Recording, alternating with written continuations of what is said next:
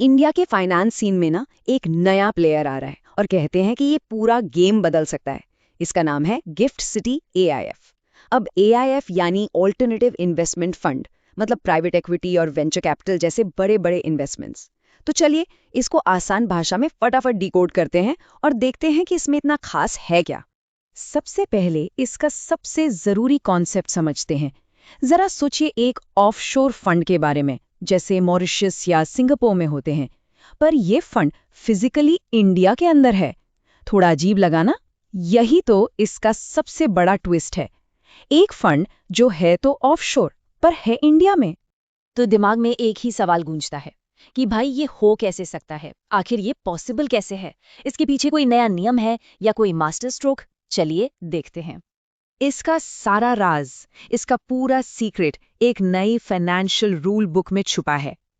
देखिए, gift city जो है ना, वो थोड़े अलग रूल से खेलता है और बस यहीं से सारी पिक्चर बदल जाती है।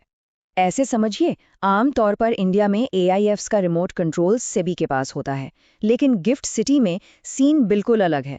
यहाँ का नया बॉस है आईएफएससीए, यानी international financial services centres authority, और इसके पास पावर है नए ग्लोबली कंपेरेटिव नियम बनाने की, जो सेबी के दायरे से बिल्कुल बाहर हैं। और आईएफएससीए ने सिर्फ रेगुलेटर ही नहीं बदला, फंड कैटेगरीज का जो झंझट था ना, उसको भी एकदम आसान कर दिया है। वो पुराने कैटेगरी 1, 2, 3 का चक्कर ही खत्म। अब सीधा साधा इन्वेस्टर के हिसाब से क्लासिफिकेशन है, वेंचर कैपिटल, रिस्ट्रिक्टेड और रिटेल। एकदम सिंपल और क्लियर। चलिए, रूल्स तो ठीक है, पर अब आते हैं असली मुद्दे पर। इसका सबसे बड़ा अट्रैक्शन, वो चीज जिसके लिए सब आ रहे हों, वो है टैक्स और करेंसी का फायदा। सच में यही तो पूरा गेम बदलने वाला है। फंड मैनेजर्स के लिए तो ये ऐलान एक जैकपॉट जैसा है। सीधा 100% इनकम टैक्स छूट, मतलब 15 साल के ब्लॉक में से कोई भी 10 साल तक नो टैक्स। अब सोचिए, दुनिया भर का बेस्ट फंड मैनेजमेंट टैलेंट इस एक बेनिफिट के लिए इंडिया आने को तैयार हो जाएगा। और पिक्चर सिर्फ मैनेजर्स के लिए ही सुपरहिट नहीं है, इन्वेस्टर्स के लिए भी ब्लॉकबस्टर है।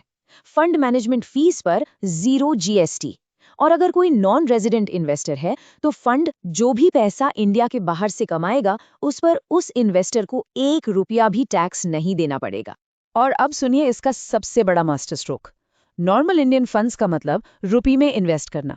उसमें झंझट है, कन्वर्जन कॉस्ट है और रुपये के ऊपर नीचे होने का टेंशन अलग। लेकिन गिफ्ट सिटी में फंड सीधा डॉलर्स, यूरोज या पाउंड्स में चलता है।